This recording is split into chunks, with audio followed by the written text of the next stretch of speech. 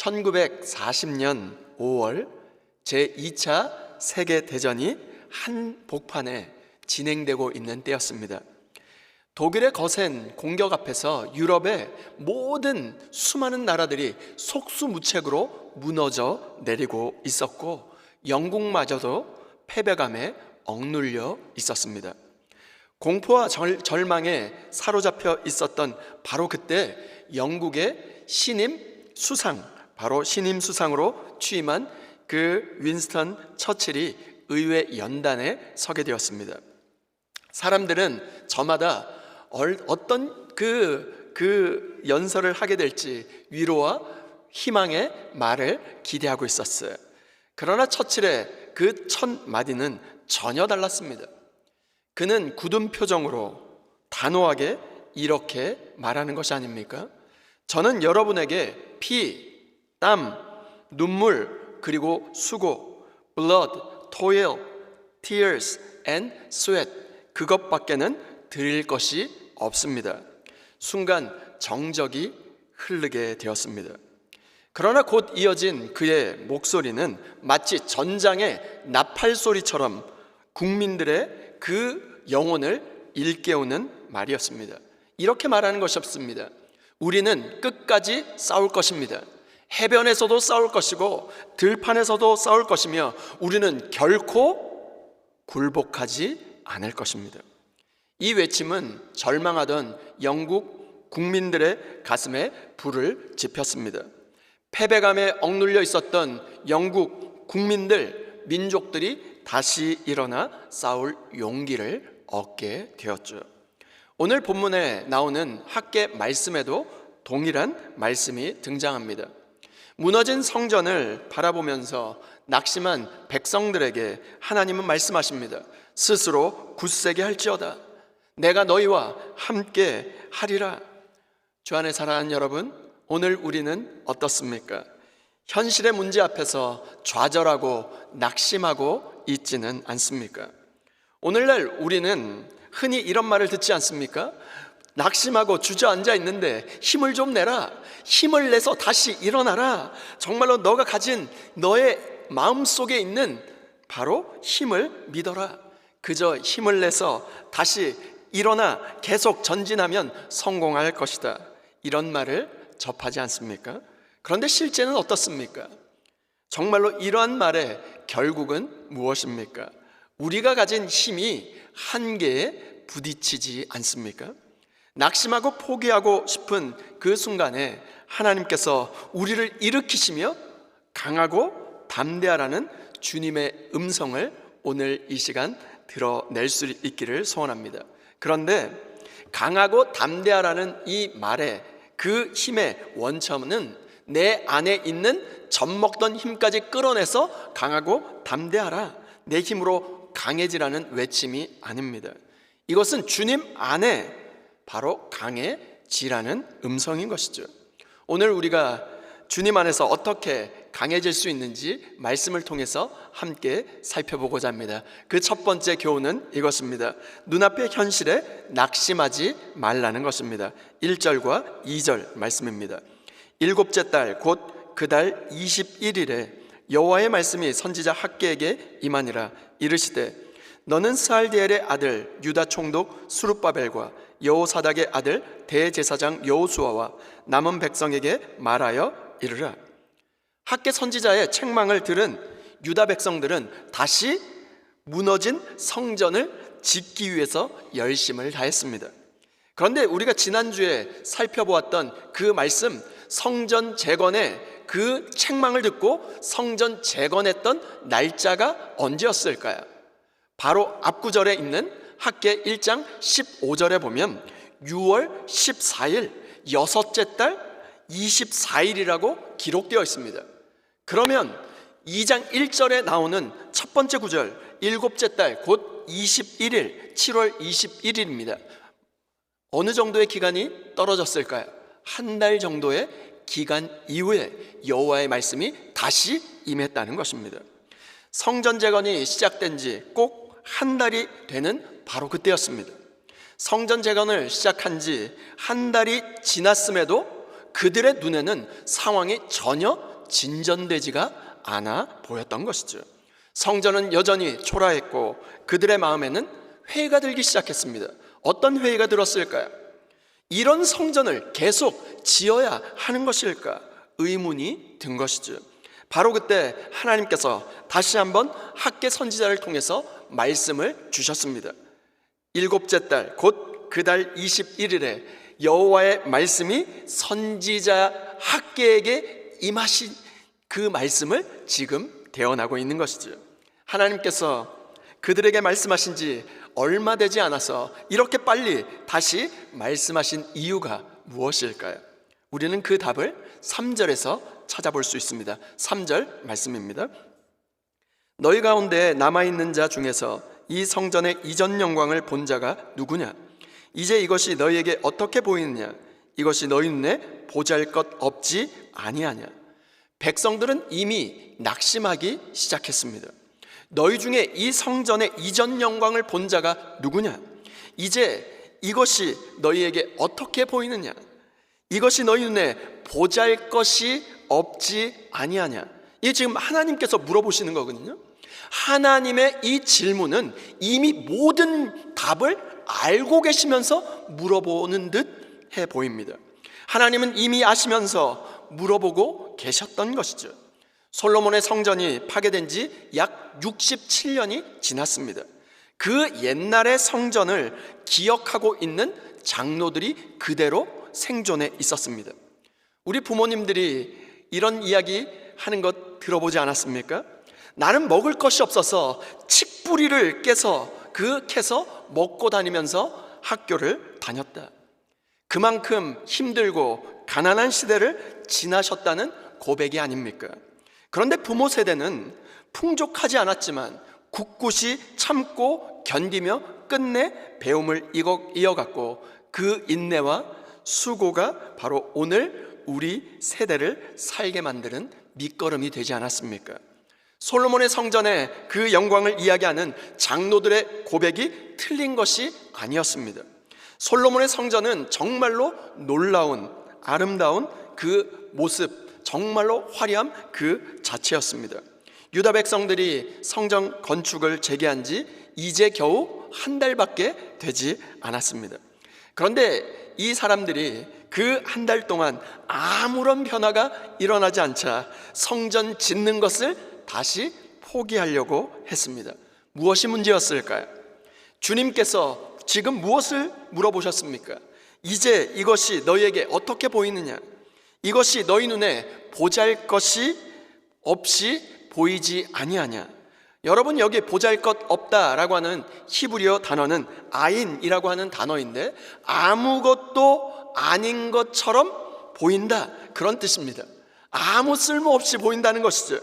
인간의 눈으로 볼 때는 아무런 의미가 없이 무가치해 보이는 현실같이 보이지만 바로 그 자리에서 하나님의 역사가 시작된다는 것입니다. 하나님의 계획이라고 하는 것, 하나님의 엄청난 그 계획이라고 하는 전체적인 그 관점에서 자신의 문제를 들여다보지 못했던 게 문제였습니다. 그들은 바로 성전 공사를 다시 시작했기 때문에 하나님께서 우리에게 엄청난 복을 내려 주셔야 한다고만 생각했던 것 같아요. 그런 하나님의 축복을 빨리 내려주셔서 자신들의 삶을 풍성하게 해 주시기만을 바랬던 것이죠. 그런데 유대의 남은 자들, 그루터기들은 어떤 존재였을까요?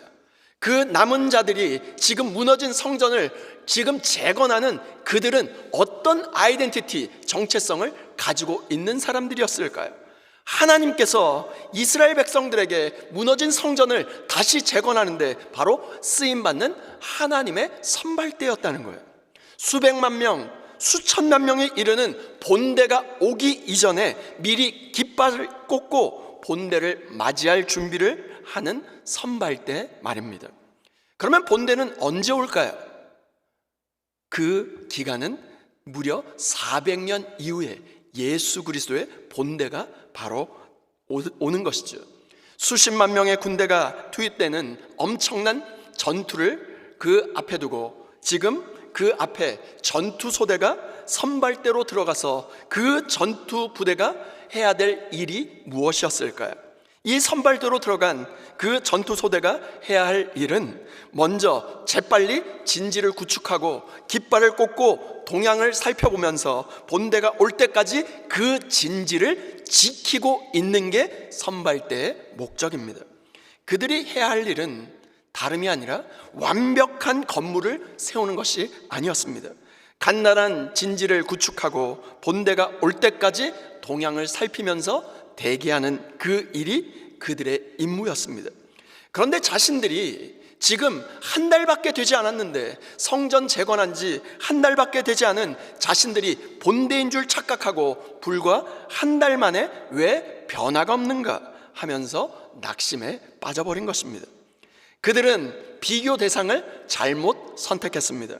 지금 자신들이 짓고 있는 성전을 어떤 성전과 비교했습니까? 과거 솔로몬의 성전과 비교했습니다. 너희 중에 남아있는 자, 곧 이전에 이 성전의 영광을 본 자가 누구냐? 지금 그들이 짓고 있는 바로 성전은 솔로몬 성전과는 비교할 수가 없었습니다. 솔로몬 시대는 남과 북이 그 나누어지기 이전 통일왕국 시대였어요. 엄청난 막강한 국력을 가지고 있었을 때였습니다. 그리고 아버지 다윗이 이미 엄청난 성전 재료들을 미리 준비해 두지 않았습니까?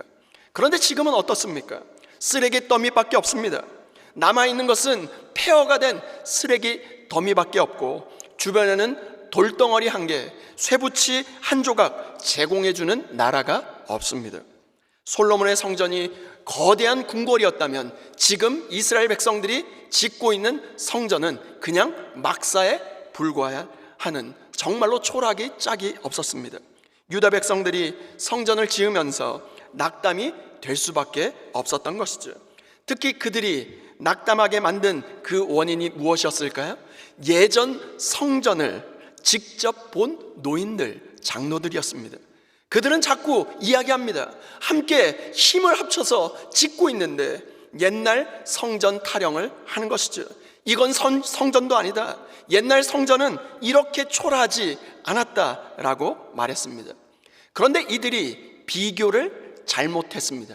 비교의 선택을 잘못한 것이죠. 무엇과 비교했어야 될까요? 비교하는 그 대상은 성전 자체가 없었던 바벨론 그 땅이 아니었을까요?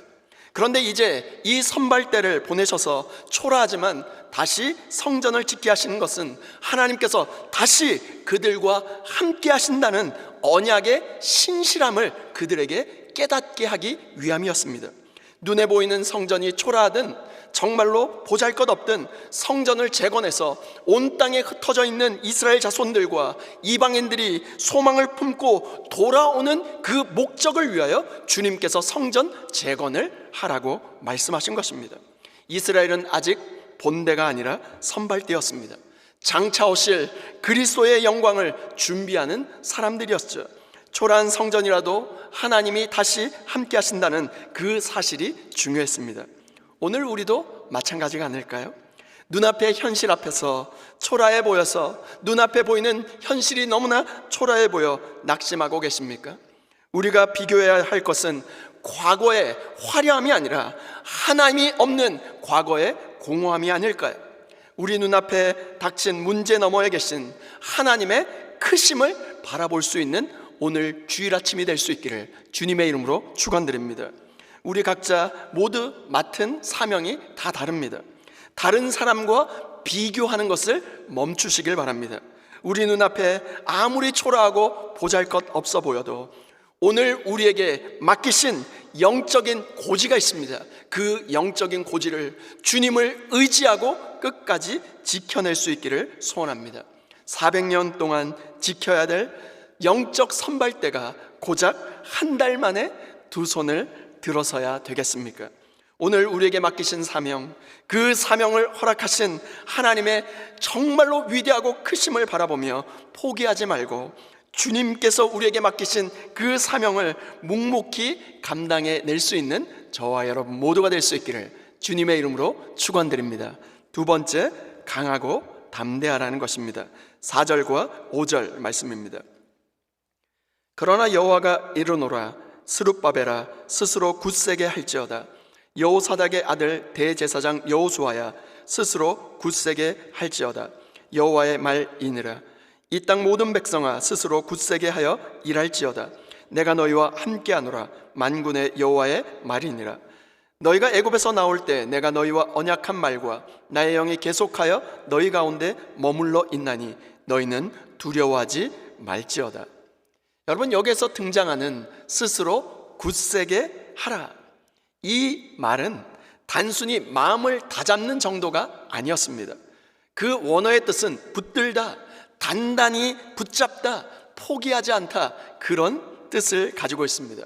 마치 전쟁터에서 끝까지 칼을 놓치지 않듯이 믿음의 손을 끝까지 붙들고 놓치지 말라는 것입니다. 그런데 우리가 강하고 담대할 수 있는 그 근거와 이유가 무엇일까요? 그 뒤에 나오는 4절 하반절에 나오는 내가 너희와 함께하노라, 이 약속을 주십니다. 이 말씀 앞에, 가장 4절 앞에 영어로는 이렇게 되어 있어요. Yet now be strong. 지금 앞에서는 너희가 보고 있는 것이 무엇이냐, 보잘 것이 없지 않냐, 이 모든 것을 다 아시는 것처럼 물어보시는 그 하나님의 의도가 어디에 있냐면 Yet now be strong. 내가 너와 함께하노라, 이 말씀을 하기 위해서 주님께서 우리에게 질문하지 않았을까요? 오늘 우리의 삶에서 포기하고 싶은 순간에 무엇을 붙들고 계십니까? 하나님께서 내가 너희와 함께하노라 말씀하고 계신데 오늘 우리가 두려워하고 있는 것은 무엇입니까? 매일 힘든 싸움 가운데 하나님께서 항상 우리와 함께 계셨다는 그 사실, 그 믿음을 놓아버린 것이 아닙니까? 인생에서 홀로 서 있는 것 같이, 정말로 버려진 것 같이, 남겨진 것 같이 그렇게 느끼시고 두려워하고 계십니까? 하지만 주님께서 지금 뭐라고 말씀하고 계십니까? 하나님은 항상 그곳에 계셨습니다. 하나님은 우리를 지켜보고 계셨습니다. 다시 한번 학개 2장 4절 말씀을 다 함께 보겠습니다. 우리 다 같이 한번 읽겠습니다. 시작. 그러나 여호와가 이르노라. 스룹바벨아, 스스로 굳세게 할지어다. 여호사닥의 아들 대제사장 여호수아야, 스스로 굳세게 할지어다. 여호와의 말이니라. 이 땅 모든 백성아, 스스로 굳세게 하여 일할지어다. 내가 너희와 함께 하노라. 만군의 여호와의 말이니라. 하나님께서 모세가 죽고 수많은 이스라엘 백성들이 두려워 떨고 있었던 바로 그때였습니다. 이스라엘 백성들을 이끌고 가나안 땅으로 향해야 하는, 두렵고 떨려 하고 있는 여호수아에게 뭐라고 말씀하십니까? 강하고 담대하라고 명령하셨던 것처럼 지금 하나님께서 이스라엘의 지도자들과 남아있는 이스라엘 백성에게도 똑같이 말씀하고 계십니다. Be strong. 그런데 굳세게 할지어다. Be strong. 강하고 담대하라. 이 말씀이 무려 3번이나 반복하고 있어요. 4절에 어떻게 반복하냐면 그분은 지금 스룹바벨에게 강하게 하라고 말씀하시고, 지금 여호수아에게 강하게 하라고 말씀하고 계시고, 남아있는 백성들에게 강하게 하라고 말씀하고 계십니다.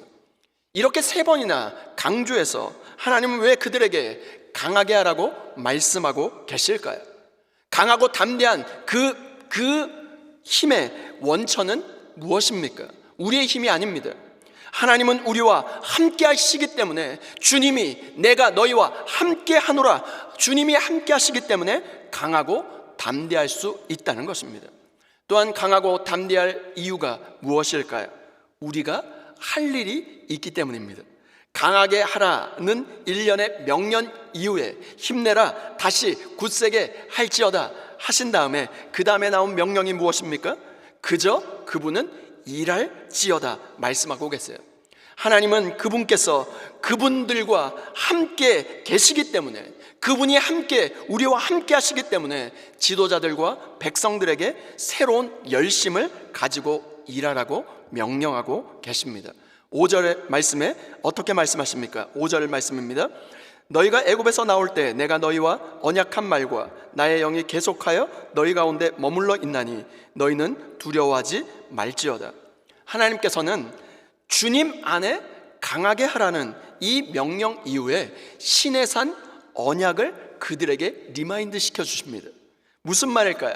하나님께서는 애굽에서 하셨던 그 일들을 너희가 기억했으면 좋겠다, 너희가 이것을 기억하라고 말씀하고 계십니다.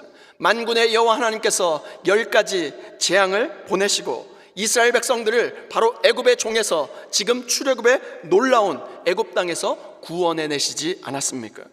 이스라엘 백성들을, 당신의 백성들이 그 엄청난 반역에도 불구하고 하나님께서는 40년 동안 광야에서 그들의 필요를 모두 다 채워주셨습니다.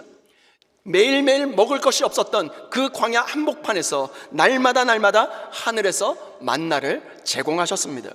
그들의 옷은 헤어지지 않았고 그들의 신발도 닳지 않았습니다. 그들이 강할 수 있었던 힘의 원천이 무엇이었을까요? 그들 안에 있었던 힘과 능력이었을까요?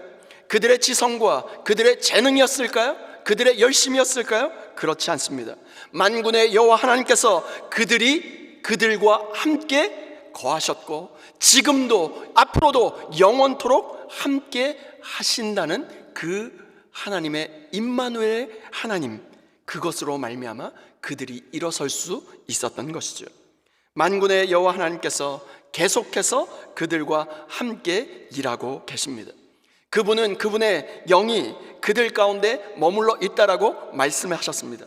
주 안에 사랑하는 여러분, 오늘 우리는 혼자 일하는 것이 아닙니다. 우리는 주님의 능력 안에 일하고 있는 것이죠. 지금은 낙심하고 포기할 때가 아닙니다. 지금은 두려워하고 주어진 일에서 물러날 때가 아니라는 것입니다. 지금은 우리와 함께 하시는 그 분이 누구이신지를 기억하고 오늘 믿음의 발걸음 한 걸음 나아가 주어진 그 일을 끝까지 감당해야 할 때라는 것입니다. 하나님께서 오늘 우리에게 하라고 부르신 일이 무엇입니까?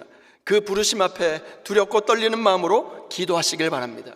강하고 담대하시길 바랍니다. 젖먹던 힘까지 끌어내서 주먹을 불끈 쥐고 힘을 내라는 것이 아닙니다. 오직 주님 안에서만 강하고 담대하라는 것입니다. 하나님은 우리와 함께 하시기 때문이죠. 6절부터 9절까지의 말씀입니다. 만군의 여호와가 이같이 말하노라.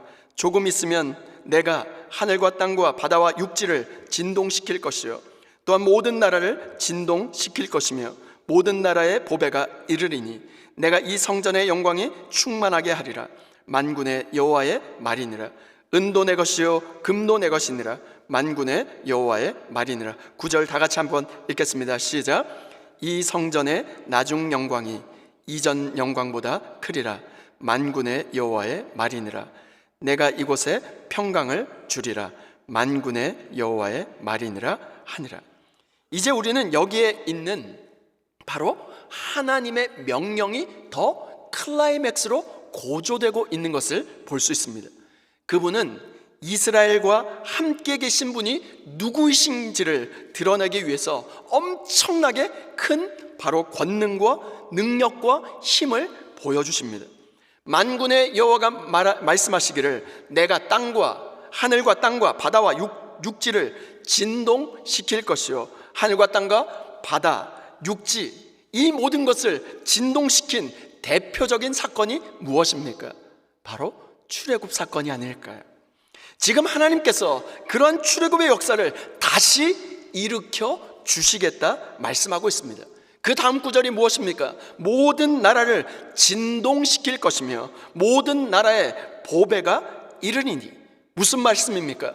영적인 출애굽의 역사가 어떤 사건을 통해서 영적 출애굽의 사건이 이루어졌습니까? 예수 그리스도의 십자가 사건이 아닐까요?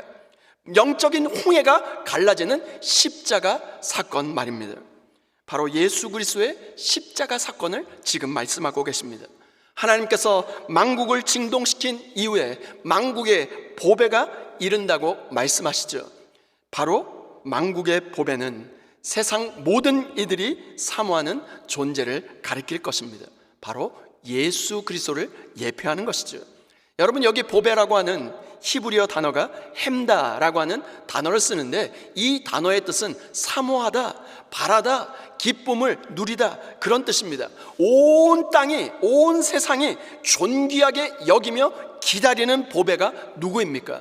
예수 그리스도, 바로 세상 죄를 지고 가는 하나님의 어린 양 예수 그리스도가 아닙니까?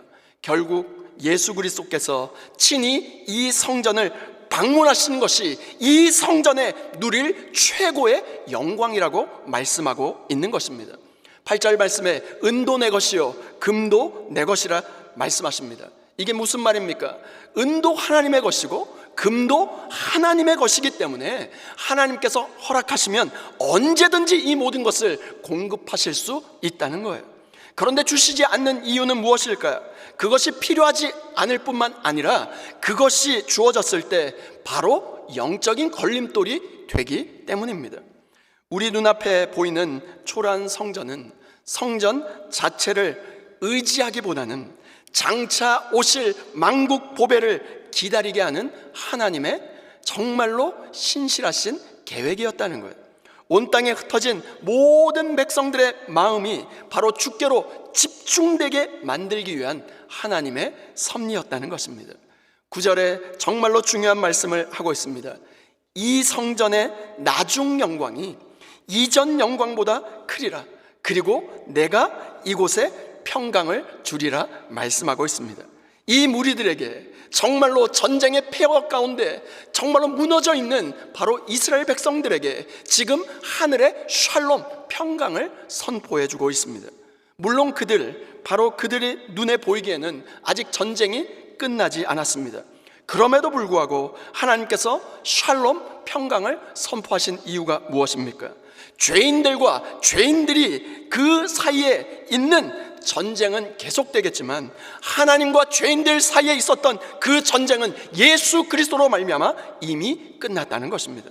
그러므로 이제 그리스도 예수 안에 있는 자에게는 결코 정죄함이 없나니 만국 보배 되시는 예수 그리스도로 말미암아 바로 이제 전쟁의 시대가 끝났음을 선포할 책임이 바로 우리에게 있다는 것입니다. 솔로몬의 화려한 성전은 사라졌지만 이 초라한 성전 위에 만국 보배 되시는 메시아 예수 그리스도가 임재하심으로 말미암아 바로 이전 영광보다 더 큰 영광이 임할 것이라 약속하고 계십니다. 바로 오늘 우리는 여전히 과거의 영광과 비교하며 오늘 현실에 무너지며 낙심 가운데 지내고 있지는 않습니까? 하나님의 임재 자체가 최고의 영광이라는 사실을 믿으십니까? 우리 삶의 초라한 현실 위에 하나님께서 임재하실 때 최고의 영광뿐만 아니라 하늘의 샬롬, 평강을 누리게 됨을 믿으시고 주님과 함께 강하고 담대하게 다시 일어설 수 있는 저와 여러분 모두가 될 수 있기를 주님의 이름으로 축원드립니다. 다 함께 따라해 보시겠어요? 눈앞의 초라함보다 함께 하시는 주님의 임재가 더 크다. 나의 힘이 아니라 주님과 함께 강하고 담대하게 일어서라. 아멘이십니까? 하나님은 낙심한 이스라엘 백성을 향하여 강하고 담대하라. 내가 너희와 함께하노라 말씀하셨습니다. 그리고 눈앞에 보이는 초라한 성전이 아니라 임재하시는 하나님으로 인하여 더 큰 영광을 약속하고 계십니다. 오늘 우리의 삶도 마찬가지가 아닐까요? 현실의 문제로 마음이 무너져 계십니까? 낙심 대신 다시 믿음으로 일어날 수 있기를 소원합니다. 오늘날 우리는 솔로몬 때처럼 물자가 다 준비된 상태로 성전을 편안하게 짓는 시대가 아닙니다. 일도 해야 되고요, 전쟁도 치러야 되고요, 하나님 나라를 이루어 나가는 전투적인 시대를 살아가고 있습니다. 여러분, 그러나 두려워하지 마십시오. 하늘과 땅과 바다와 육지를 진동할 뿐만 아니라 만국이 진동하게 되는 만국 보배 되시는 우리 구주 예수 그리스도께서 친히 오셔서 성전의 가득한 영광으로 주님께서 채워주시겠다 친히 약속하셨습니다. 그리고 우리의 삶의 나중 영광, 곧 그리스도 안에서의 영광은 반드시 이전보다 더 클 것을 약속해 주셨습니다. 또한 내가 이곳에 평강을 주리라, 샬롬을 선포해 주셨어요. 전쟁이 끝났다는 거예요. 이미 우리는 이긴 전쟁, 예수 그리스도로 말미암아 이긴 전쟁에서 우리가 싸우고 있기 때문에 세상의 어떤 권력, 세상의 어떠한 정말로 위협 앞에서도 두려워할 필요가 없다는 것입니다. 왜요? 예수 그리스도가 우리의 왕이 되시기 때문입니다. 이번 한 주 눈앞에 보이는 초람보다 함께 하시는 주님의 임재가 더 큼을 기대하며 기억하며, 나의 힘이 아니라 주님과 함께 강하고 담대하게 다시 일어나 주님이 맡기신 그 사명, 영적인 고지를 지켜낼 수 있는 저와 여러분 모두가 될 수 있기를 주님의 이름으로 축원드립니다.